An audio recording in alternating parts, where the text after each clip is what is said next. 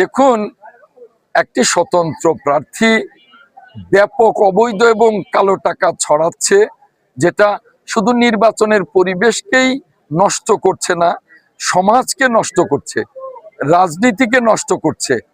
এ ব্যাপারে আমি সংশ্লিষ্ট সকল মহলকে অবহিত করবার চেষ্টা করছি এবং তারাও তৎপর আছে যে তারা যে কোনো সময় এ নিয়ে তাদের অভিযান শুরু করবে।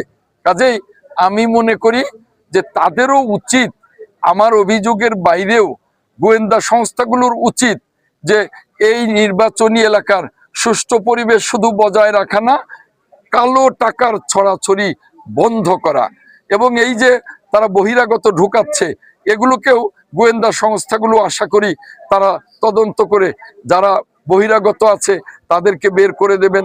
এই যে আগ্নেয়াস্ত্র ঢুকাবার চেষ্টা করছে, পরিবেশকে রক্তাক্ত করবার চেষ্টা করছে, আমি আইন শৃঙ্খলা বাহিনীকে বলবো, গোয়েন্দা সংস্থাগুলোকে বলবো, আপনারা তৎপর হন, আপনারা সুষ্ঠু পরিবেশ বজায় রাখার জন্য যা যা করবার তা করুন।